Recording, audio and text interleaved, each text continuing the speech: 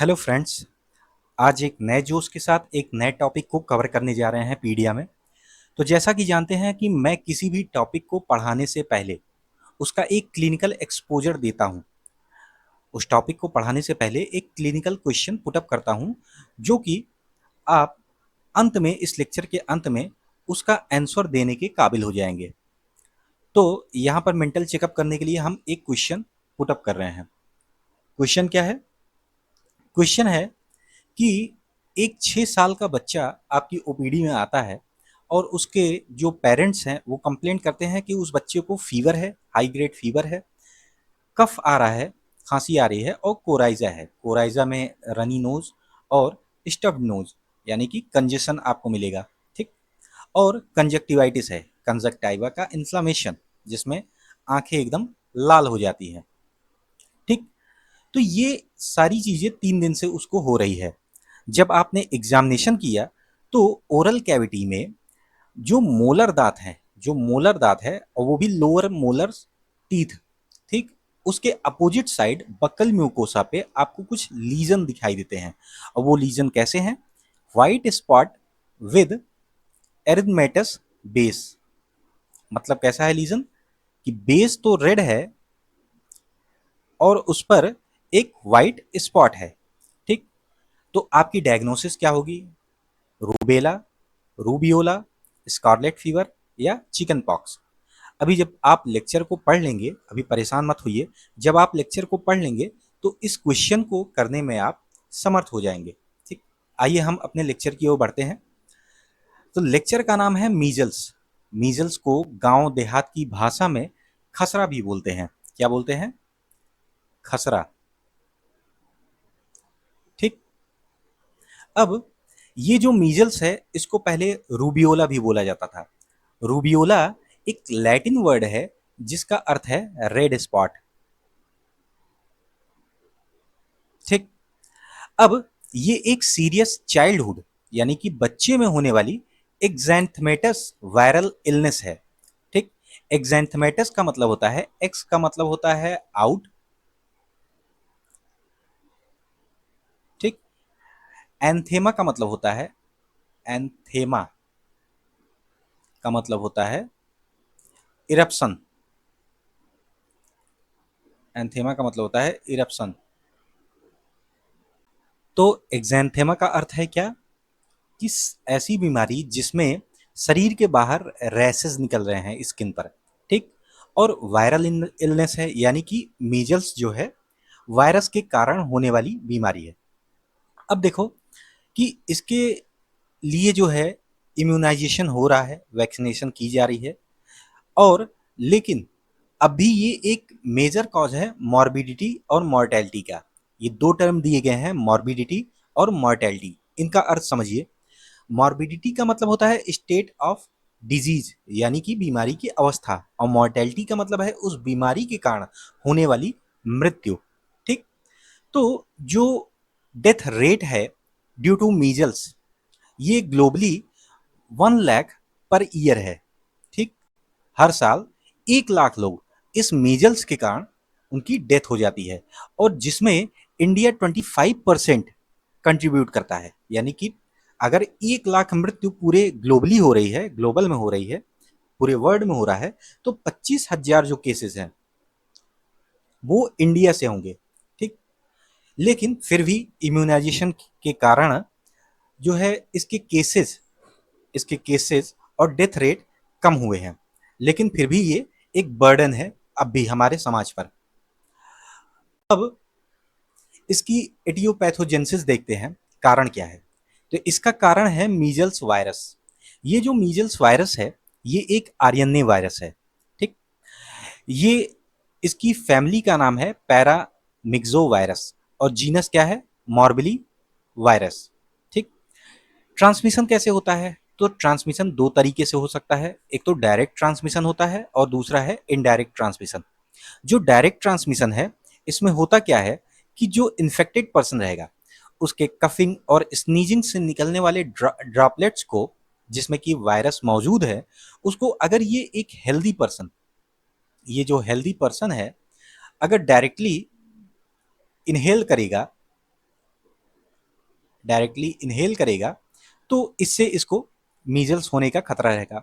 Indirectly क्या होगा कि ये जो ड्रॉपलेट्स निकल रहे हैं उनमें मौजूद वायरस ये काफ़ी देर तक एयर में या फोमाइट्स मतलब जो ऑब्जेक्ट्स हैं उस पर अगर ये ड्रॉपलेट्स पड़ेंगे और उसमें ये मौजूद वायरस कई घंटे तक उसमें रह सकते हैं जिंदा।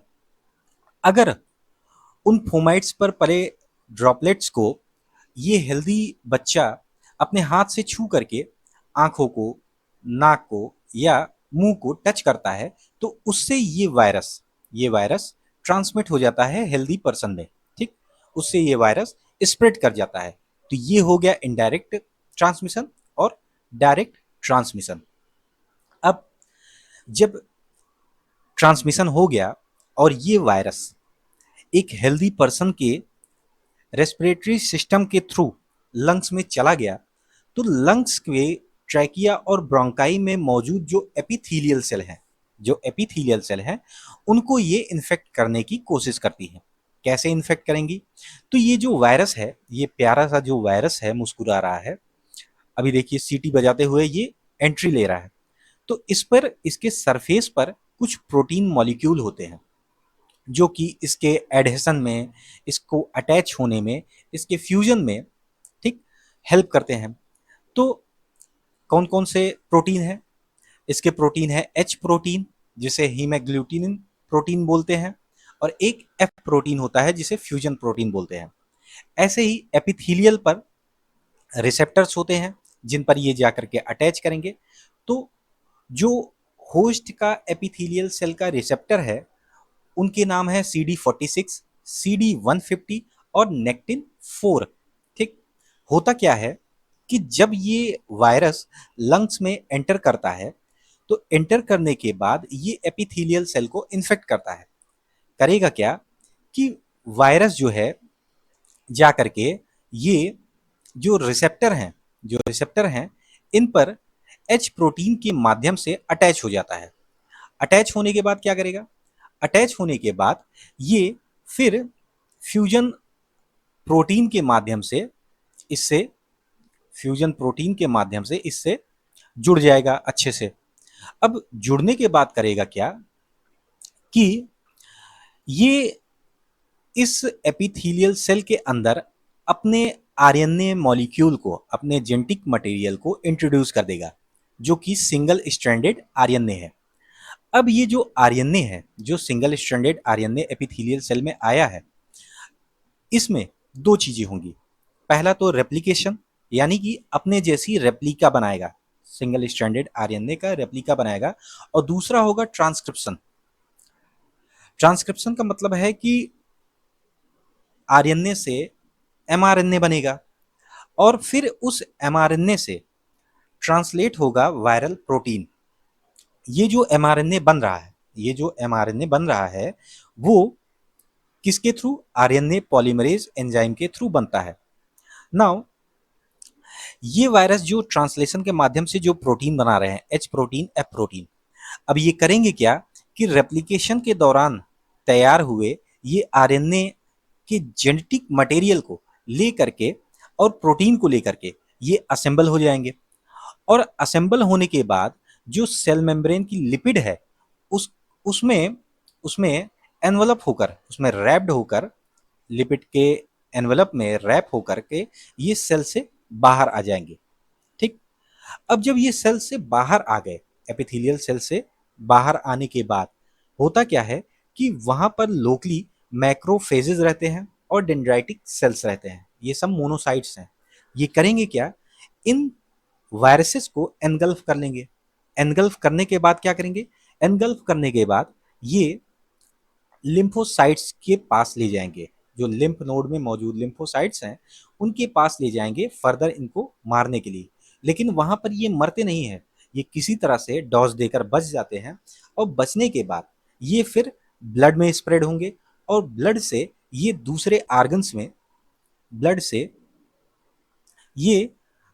आर्गन में क्या होंगे? दूसरे आर्गन को इन्फेक्ट करेंगे, जैसे कि इंटेस्टाइन हो गया, ब्रेन हो गया, और रेस्पिरेटरी सिस्टम को भी पुनः जो है ये इन्फेक्ट करते हैं। नाउ क्लिनिकल फीचर की बात करें तो ये जो बीमारी है ये जो बीमारी है ये प्री स्कूल चिल्ड्रन है उनको उनको ये इन्फेक्ट करता है ये बीमारी। ठीक। प्री स्कूल चिल्ड्रन लगभग 3 से 6 साल तक के जो बच्चे होते हैं उनको प्री स्कूल चिल्ड्रन बोला जाता है। ठीक।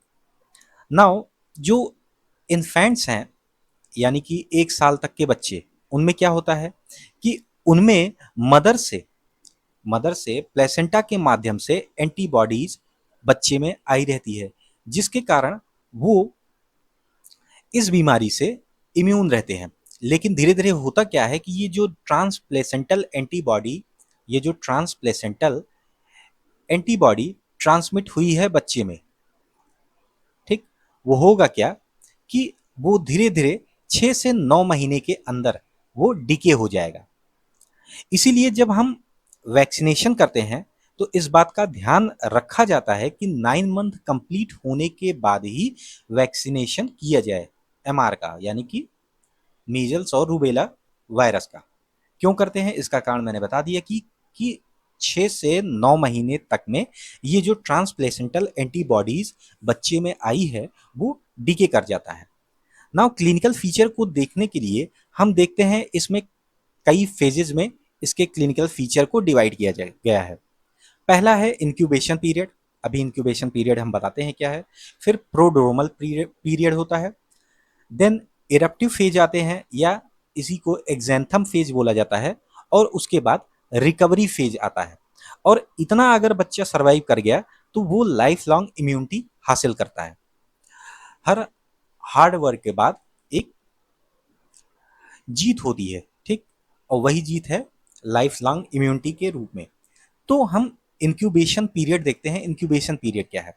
ये लगभग 10 दिन तक के लिए होता है। Incubation period last for 10 days. Incubation period होता क्या है कि जिस समय से वायरस की शरीर में एंट्री हुई है और जब सिम्टम्स दिखाई देना चालू हुए हैं, उसके बीच के समय को हम इंक्यूबेशन पीरियड बोलते हैं। मतलब उस समय ना सिम्टम स्टार्ट हुआ है, बस वायरस क्या कर रहा है, उसके बीच में अपने आप को रेप्लिकेट कर रहा है, अपनी संख्या बढ़ाए चला जा रहा है। नाउ सेकंड है प्रोड्रोमल फेज। पहला है इंक्यूबेशन पीरियड मैंने बता दिया, और दूसरा है प्रोड्रोमल फेज। जो प्रोड्रोमल फेज होता है ये लगभग 3 से 4 दिन का होता है। 3 से 4 दिन का होता है। ठीक। अब इसमें इस 3 से 4 दिन को हम 2 भागों में डिवाइड कर लेते हैं। ठीक। शुरुआत होगी हाई ग्रेड फीवर और प्लस सी क्यूब। सी क्यूब का क्या मतलब है? कफ, कोराइजा और कंजक्टिवाइटिस। कफ का मतलब खांसी है। कोराइजा का मतलब होता है कि जो नेजल म्यूकोसा है, जो नाक के अंदर की जो म्यूकोसा होती है, ठीक, उसमें उसमें इन्फ्लामेशन। ठीक है। उसमें इन्फ्लामेशन होने से क्या होगा कि नोज स्टफ हो जाएंगे, यानी कि नोज में कंजेशन होगा। ठीक। और रनी नोज यानी कि नाक बहती रहेगी, डिस्चार्ज होगा, म्यूकस का डिस्चार्ज होगा। और कंजक्टिवाइटिस, कंजक्टाइवा का इन्फ्लामेशन होगा, जिसके कारण जो वाइट पार्ट है आंख में वो रेड नजर आएगी। ठीक। और वाटर डिस्चार्ज होता रहेगा। ठीक। कंजक्टिवाइटिस के सारे सिम्टम उसमें दिखाई देंगे। तो ये 3 जो फीचर दिखाई दे रहे हैं हाई ग्रेड फीवर के साथ, ये प्रोड्रोमल फेज के शुरुआत में होते हैं। और 1 या 2 दिन के बाद फिर होता क्या है, दूसरे या तीसरे दिन से प्रोड्रोमल फेज के एक पैथोग्नोमिक फीचर, एक कार्डिनल फीचर दिखाई देता है मीजल्स का, जिसको हम बोलते हैं कॉप्लिक स्पॉट। जो अभी प्रीवियस क्वेश्चन हमने दिया था मीजल्स को पढ़ाने से पहले, तो उसमें हमने एक लीजन के बारे में बोला था। वही लीजन है कॉप्लिक स्पॉट, जो कि पैथोग्नोमिक फीचर है मीजल्स का। इसमें होता क्या है, इसमें जो लोअर मोलर है, लोअर सेकंड मोलर, दांत 4 प्रकार के होते हैं, आपने पढ़ा होगा। इंसीजर होता है, कैनाइन होता है, प्री मोलर होता है और मोलर। तो जो सेकंड मोलर है लास्ट वाला, उसके अपोजिट साइड बक्कल म्यूकोशा में यहाँ पर देखिए फिगर भी दिया गया है, बक्कल म्यूकोसा में ये सारे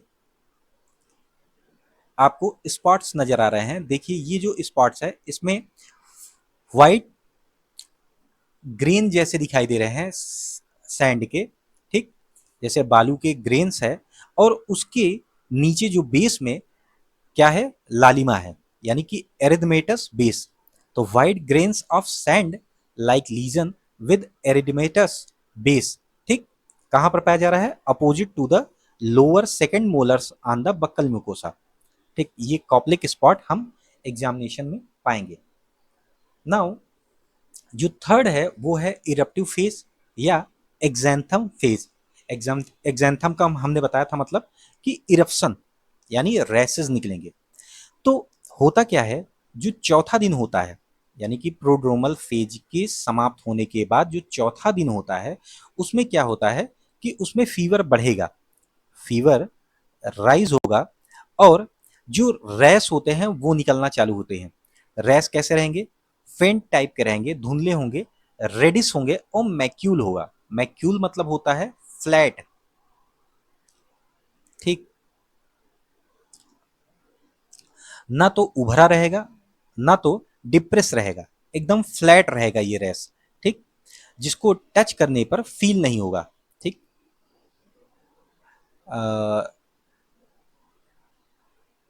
not feel to touch, touch करने पर ये फील नहीं होता, तो उसको मैक्यूल बोलते हैं, ठीक।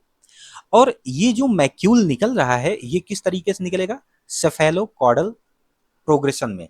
सेफेलोकॉडल मतलब, सेफेलो का मतलब होता है हेड, सेफेलो का मतलब होता है हेड, और कॉडल का मतलब होता है, कॉडल का मतलब होता है टेल या लोअर बॉडी या एक्सट्रीमिटीज। तो होगा क्या कि ये हेड से होते हुए, यानी कि जो रैश निकल रहा है ये हेड से निकलेगा, ठीक, और किधर की ओर जाएगा, नीचे साइड, लोअर बॉडी की ओर ये जाएगा। कैसे, इसमें अब किस तरीके से रैसेस निकल रहे हैं ये देखा जाए। तो जो ये रैश निकलता है पहले तो ये बिहाइंड द ईयर, कान के पीछे ये रैश स्टार्ट होगा और हेयर लाइन के थ्रू ऐसे होता चला जाएगा, ठीक। फिर नेक को इन्वॉल्व करेगा, चेस्ट को इन्वॉल्व करेगा, ट्रंक एरिया को इन्वॉल्व करेगा, ये ट्रंक एरिया को है इन्वॉल्व करेगा, आर्म्स में होगा, थाई में होगा, और देन लेग्स में। यानी कि ऊपर से लेकर नीचे की ओर ये रैश का डायरेक्शन है, जो रैश का डायरेक्शन है ये ऊपर से लेकर के नीचे की ओर है, ठीक। तो चौथे दिन क्या होगा, आफ्टर 4 डेज, लगभग 4 दिन के बाद क्या होता है कि ये जो रैश है ये फेड होना स्टार्ट हो जाता है, धीरे धीरे ये जो रैश पूरी बॉडी में हुआ है ये फेड होना स्टार्ट करेगा। और इसके बाद आएगा हमारा रिकवरी फेज। ये जो रिकवरी फेज होता है ये 10 से 14 दिनों का होता है, ठीक, ये 10 से 14 दिनों का होता है।